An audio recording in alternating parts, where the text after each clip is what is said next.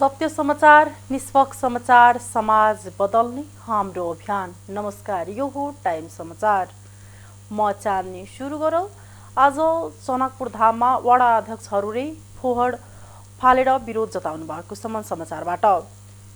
चाडपर्वको अवसरमा समेत जनकपुर धाम उपमहानगरपालिकाले सरसफाई गर्नमा ध्यान नदिएको भन्दै स्थानीय जनप्रतिनिधिहरूले नगरको फोहोर सङ्कलन गरेर मेयरलाल किशोर शाहको घर अगाडि फोहोर फालेर विरोध प्रदर्शन गरेका छन्। उनीहरू जनकपुर धामका मेयरलाल किशोर शाहलाई पटक पटक फोहोर व्यवस्थाको लागि आग्रह गर्दा समेत कुनै सुनवाई नदिएपछि बिहान आफ्नै जनप्रतिनिधिहरूले नगरको फोहोर सङ्कलन गरेर मेयरको घर अगाडि फोहोर फालेर विरोध प्रदर्शन गरेका छन्। दीपावली नजिकिए पनि नगर प्रमुख शाहले उपमहानगरको फोहोर व्यवस्थापन नगरेको भन्दै आइतबार बिहान केही वडा अध्यक्षहरूले नै नगर प्रमुख लालकिशोर शाहको घर अगाडि फोहोर थुप्राउँदै उनलाई कालो मसो डाल्ने चेतावनी दिएका हुन्। वडा नम्बर 7 का वडा अध्यक्ष जानकीराम शाहले उपमहानगरलाई दुर्गन्धित बनाउने गरी थुपारिएका फोहोर व्यवस्थापनलाई मेयर शाहले बेवास्ता गरे आफूहरू चाँडै उनलाई कालो मसो डाल्ने चेतावनी दिए।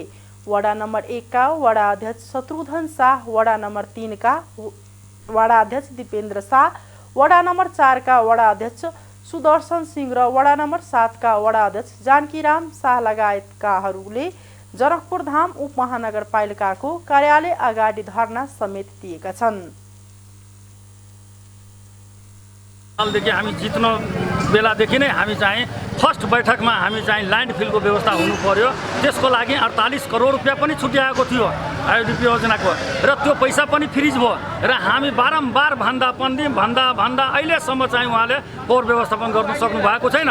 तर बिचमा पनि हामीहरूले यो प्रस्ताव लिएर गएको थियौँ कि तपाईँ सक्नुहुन्न भने हामी वार्ड अध्यक्षहरूको नेतृत्वमा एउटा समिति बनाउँछौँ हामी र फोहोर व्यवस्थापन हामी गर्छौँ। तर उहाँले चाहिँ दिन चाहिँ तयार हुनु भएन र त्यस कारणले अहिले अब चाड पर्वको बेला छ। अहिले मेयर साहब काठमाडौँमा घुमिराख्नु भएछ र हामी यहाँ गाली सुन्ने यो वार्ड अध्यक्षहरूले यहाँ अहिले हेर्नुहोस् बाटोमा कति फोहोर फालेको छ र यो चाड पर्वको बेला छ।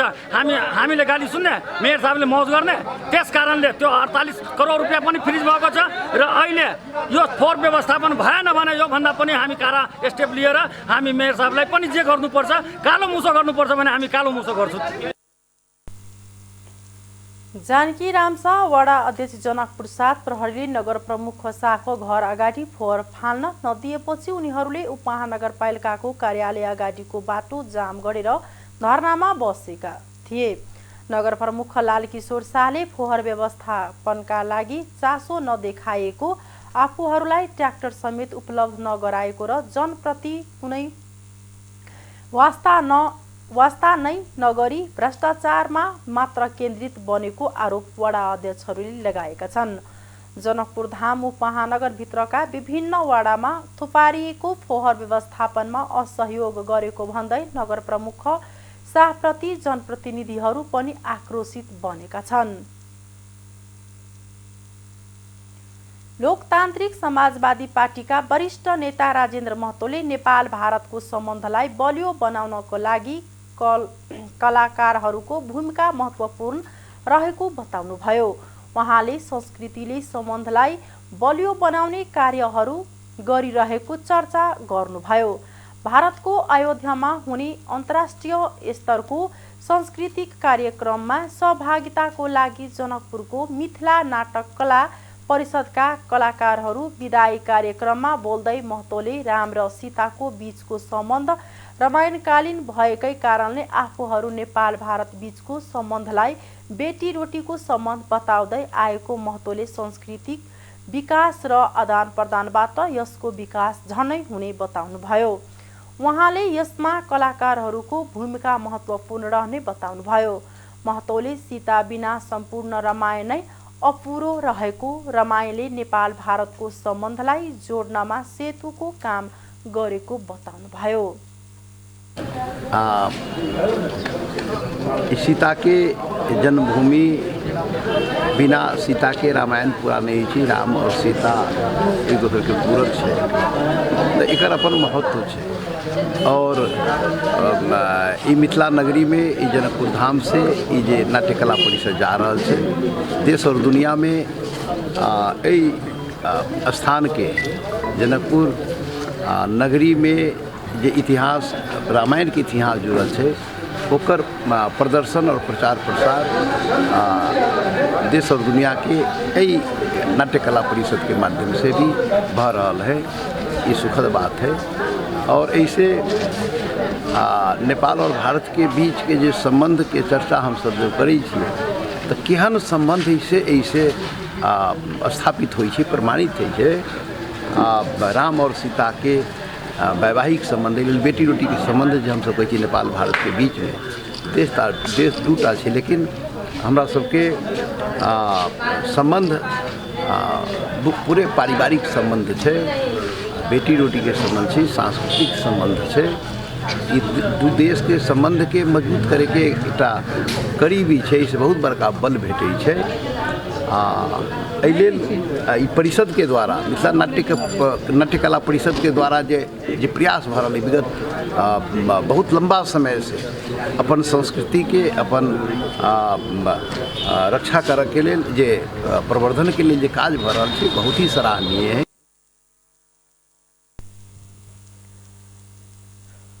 राजेन्द्र महतो वरिष्ठ नेता, लोसपा मिथिलाको कला क्षेत्र पौराणिक कालदेखि नै उन्नत रहेको बताउँदै यसको विकासमा आफ्नो तर्फबाट हुने सबै प्रकारको सहयोग गर्ने बताउनुभयो। जनकपुरको सो संस्थाले मिथिला संस्कृति र यसको विकासको लागि खेलिरहेको भूमिका आफैमा महत्त्वपूर्ण रहेको बताउनुभयो। धनुषाको नगरायण नगरपालिकाको नगरसभामा नहुँदा कर्मचारी र जनप्रतिनिधिहरू 3 महिनादेखि तलब भत्ताबाट वञ्चित भएका छन्। आर्थिक वर्ष 2078-79 को नगरसभा हालसम्म गर्न नसक्दा नगरपालिकाका कार्यालयले हालसम्म तलब भत्ता खुवाउन नसकेको हो। केही कर्मचारीले भने 2077-78 मा भएको विकासले कामको कमिसनको भागवण्डा सम्बन्धी विवादको कारण हालसम्म नगरसभा सम्पन्न हुन नसकेको आरोप लगाएका छन्। एक कर्मचारीले नाम उल्लेख नगर्ने शर्तमा भने विगत आर्थिक वर्षमै मेयर, प्रशासकीय अधिकृत र लेखा अधिकृत बीच कमिसनको विवाद भएको थियो। त्यसकारण अहिलेसम्म नगरसभा सम्पन्न हुन सकेको छैन। हामी 4 महिनाको तलब भत्ताबाट वञ्चित छौँ। यता लेखा अधिकृत रामबहादुर शाहले नगरसभा नभएको कारण कर्मचारीलाई तलब खान समस्या भएको बताए। नगरसभाको सुरुमै मेयर परमेश्वर यादव बिरामी भएको कारण हालसम्म सभा हुन नसकेको र सोही कारण कानुनी जटिलताको कारण तलब खान खुवाउन नसकेको उनको भनाइ छ।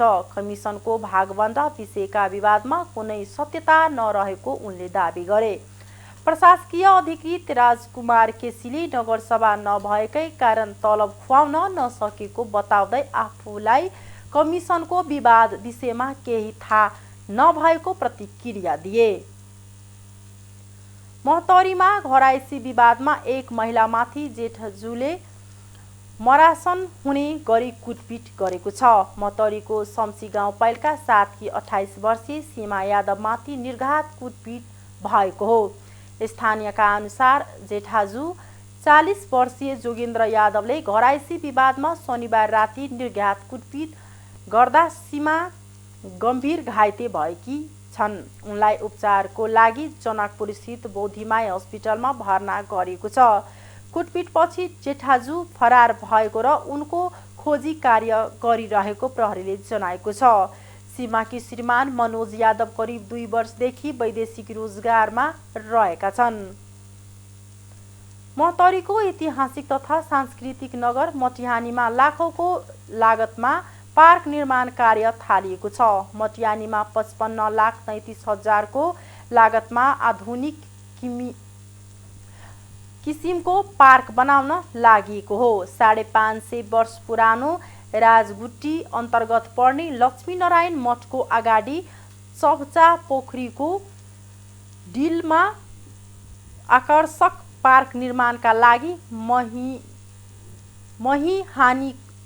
मठियानीका मेयर हरिप्रसाद मण्डलले शिलान्यास गरेका हुन्। पार्क निर्माणले लक्ष्मीनारायण मठ र चप्चा पोखरीको सौन्दर्यकरणमा थप सहयोग पुग्नेछ। शिलान्यास कार्यक्रम मटिहानी नगरपालिका वार्ड नम्बर 6, 7 र 8 का वडा अध्यक्षहरू, नेपाल उद्योग वाणिज्य महासङ्घका केन्द्रीय सदस्य विजय कुमार शाह, मतौरी उद्योग वाणिज्य महासङ्घका अध्यक्ष मोहन प्रसाद गुप्ता, नेकपा एमालेका नेताहरू शङ्कर शाह, जुगेश्वर खतबे, लोसपाका नेता रामकुमार मण्डल, जसपाका नेता नागेन्द्र लाल कर्ण सहित कार्यपालिका सदस्यहरू तथा नगरपालिकाका वडा सदस्यहरू उपस्थित थिए।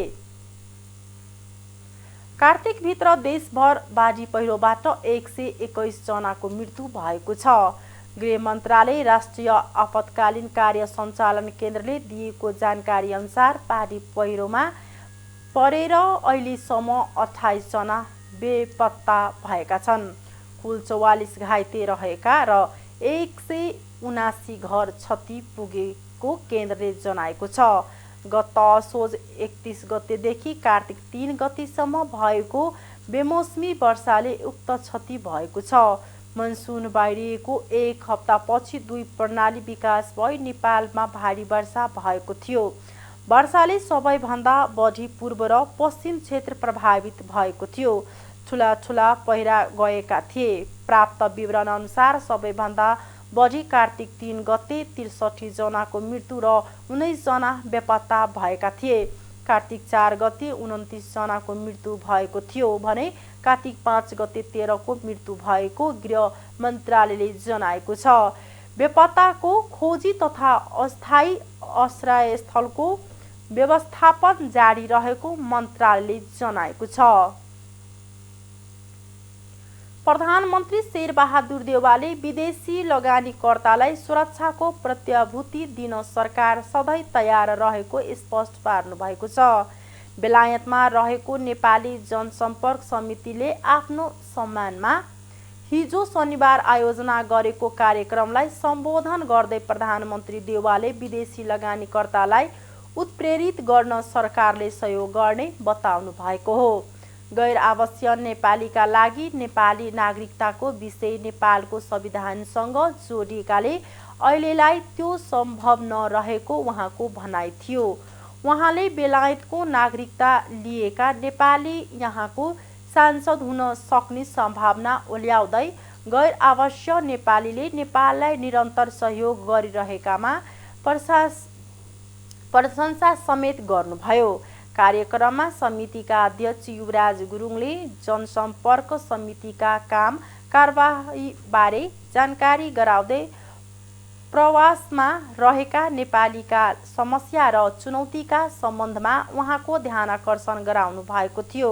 प्रधानमन्त्री देउवा नोभेम्बर 1 र 2 मा संयुक्त अधिराज्यको ग्लास्गोमा हुने जलवायु परिवर्तन सम्बन्धी संयुक्त राष्ट्रिय सङ्घीय संरचना महासन्धिको 5 राष्ट्रियको 26औं सम्मेलन कोप 26 अन्तर्गतको वर्ल्ड डिलर समिटका लागि नेपाली प्रतिनिधि मण्डलको नेतृत्व गर्दै गएको शुक्रबार राति लन्डन आइपुग्नु भएको हो।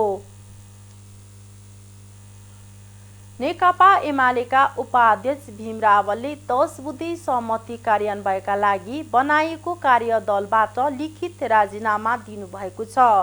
सहमति कार्यान्वयन गर्न अध्यक्ष केपी शर्मा ओलीले इच्छा नदेखाएको भन्दै कार्यदल संयोजकबाट राजीनामा दिएको नेता रावलले बताउनु भएको छ। पार्टीका अध्यक्ष ओलीलाई सम्बोधन गर्दै गएको कार्तिक 10 मा पेश गरेको लिखित राजीनामामा पार्टी एकता र अग्रगतिका लागि भएको 10 बुँदे सहमति र त्यसको कार्यान्वयनमा स्वयं पार्टी अध्यक्षबाट नै अनिच्छा देखिने र बुझ्ने गरी सार्वजनिक रूपमा र स्थायी कमिटीको बैठकमा अभिव्यक्त भएकोले कार्यदलमा रहिरहनुको औचित्य नरहेको उल्लेख छ।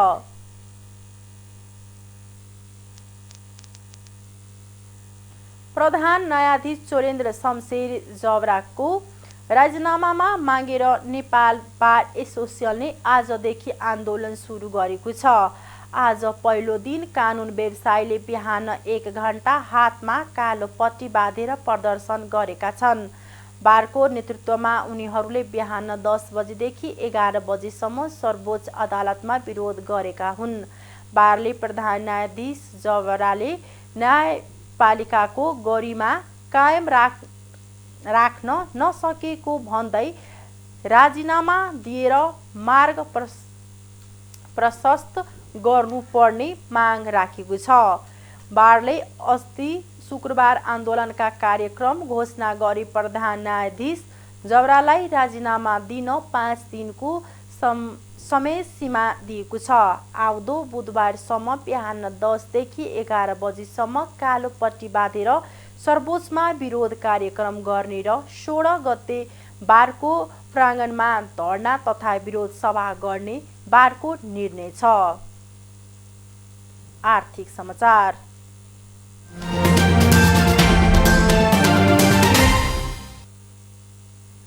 नेपाल राष्ट्रिय बैंक गरेको एकीकृत निर्देशन 24 घण्टा नबित्दै खारेज भएको छ। केन्द्रीय बैंकले अस्ति शुक्रबार एकीकृत निर्देशन जारी गरी केराउ, मरिच र सुपारी आयातमा लाग्दै आएको प्रतिबन्ध हटाएको थियो। तर केन्द्रीय बैंकका कार्यकारी निर्देशन रामु पौडेलले अर्को सूचना निकालेर अस्ति जारी भएको निर्देशन खारेज भएको जानकारी दिनुभयो। बैंकका अनुसार 50,000 अमेरिकी डलरभन्दा बढी मूल्यको गाडी पैठारीमा लगाइएको बन्देज हटेको छ। राष्ट्रिय बैंकको विदेशी विनिमय व्यवस्थापन विभागले एकीकृत परिपत्र 2076 मा संशोधन गर्दै त्यस्तो बन्देज तत्काललाई हटाएको थियो। केन्द्रीय बैंकले केराउको पैठारीमा लगाएको पूर्ण बन्देजलाई हटाई चालु आर्थिक वर्षका लागि कुल 80,000 मेट्रिक टन परिमाण नाघ्ने गरी व्यवस्था गरेको थियो। यस्तै सुपारीको पैठारीमा लगाएको पूर्ण प्रतिबन्धलाई हटाई चालु आर्थिक वर्षका लागि 25,000 मेट्रिक टन पैठारी गर्न सक्ने भनेको थियो। छोकडाको पैठारीमा लगाएको पूर्ण बन्देजलाई हटाई चालु आर्थिक वर्षका लागि 50,000 मेट्रिक टन आयात गर्न सक्ने एकीकृत निर्देशनमा उल्लेख थियो। त्यही अनुसार विदेशी मुद्राको सटै सुविधा दिने राष्ट्रिय बैंकले जनाएको थियो। त्यस्तै बिउ बिजन ऐन 2045 ले नेपालमा सूचीकृत एवं दर्ता भएका बिउ बिजनको मात्र बिक्री वितरण गर्न पाइने व्यवस्था गरेको छ। अन्तर्राष्ट्रिय समाचार।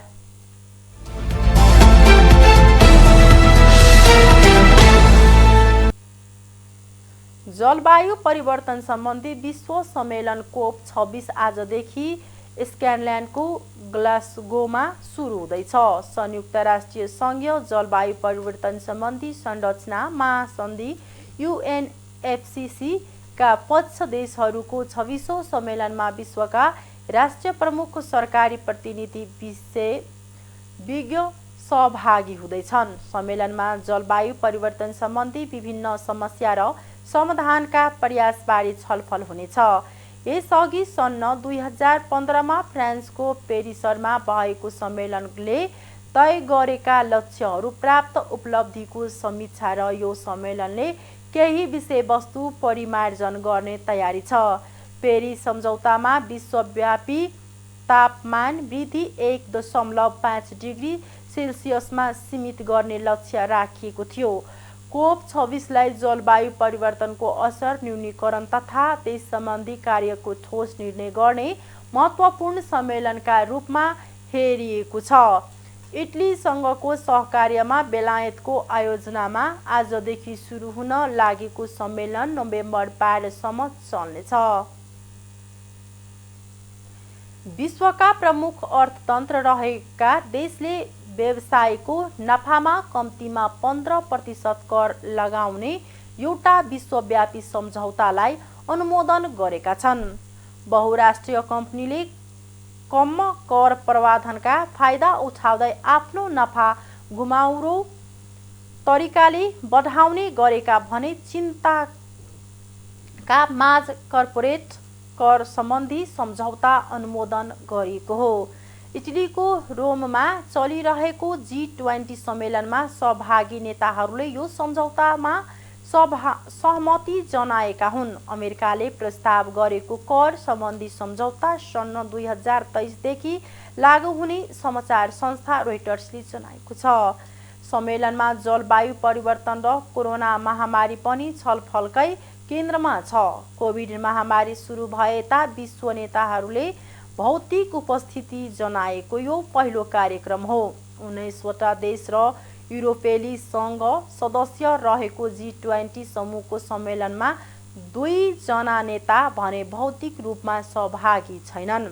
चीनका सी जिनपिङ र रुसका भ्लादिमिर पुटिनले सम्मेलनमा भर्चुअल सहभागिता जनाउनु भएको छ।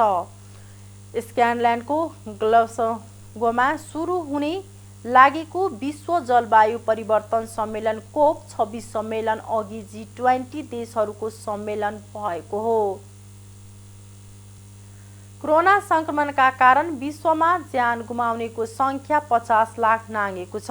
विश्वका सबैजसो ठाउँमा फैलिएको कोरोना भाइरसको कारण ज्यान गुमाउनेको संख्या 50,07,000 जना नाघेको वर्ल्डोमिटरले जनाएको छ। सबैभन्दा धेरै अमेरिकामा 7,65,700 भन्दा धेरैको ज्यान गएको छ। यस्तै ब्राजिलमा 6,07,000 र भारतमा 4,57,700 भन्दा धेरैको ज्यान गएको छ। 22 महिना अघि चीनको वुहानमा पहिलो पटक पुष्टि भएको कोरोना भाइरसले विश्वभर महामारीको रूप लिएको छ। अहिलेसम्म विश्वमा 24 करोड 69 लाख भन्दा धेरैमा संक्रमण पुष्टि भएको छ। संक्रमण पुष्टि भएका मध्ये 22 करोड 36 लाख भन्दा धेरै निको भएका छन्। यसैबीच टोङ्गामा पहिलो पटक कोरोना भाइरसको संक्रमण पुष्टि भएको छ। प्रशान्त महासागरमा रहेको टापु राष्ट्रमा पूर्ण मात्रा खोप लगाएका 1 जनामा कोरोना पुष्टि भएपछि लकडाउनको तयारी गरेको टोङ्गाका प्रधानमन्त्री पोहिभा तुएनिटोआलाई उद्धृत गर्दै बीबीसीले जनाएको छ। टोङ्गा अहिलेसम्म कोरोना संक्रमण नपाएको देश थियो। खेल समाचार।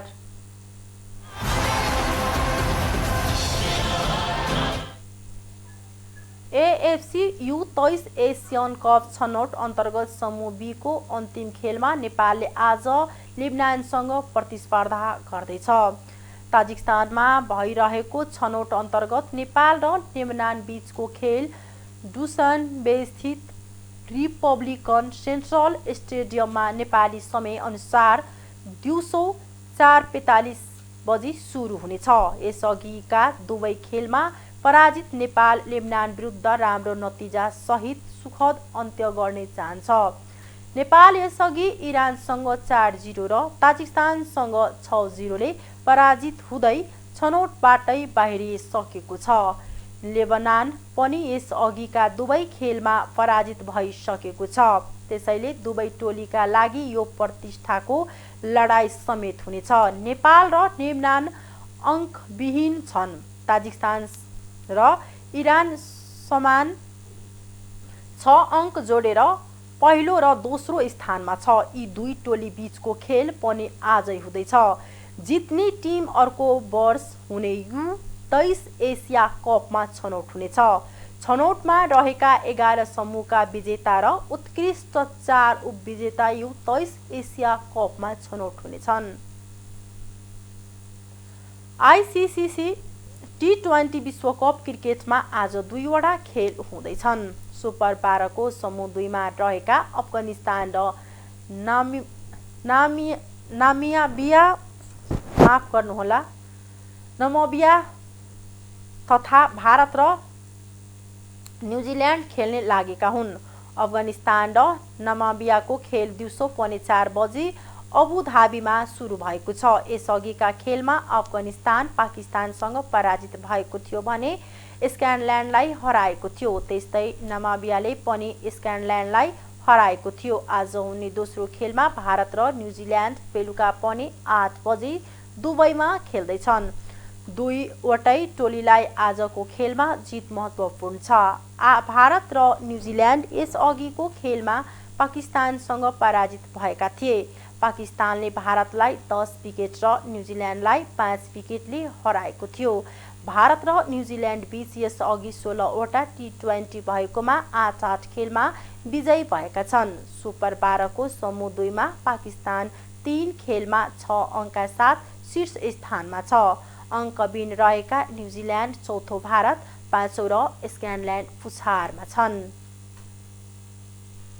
हस्त अहिलेको लागि टाइम समाचार यतिकै नै। हेर्दै गर्नुहोला टाइम्स टेलिभिजन। नमस्कार।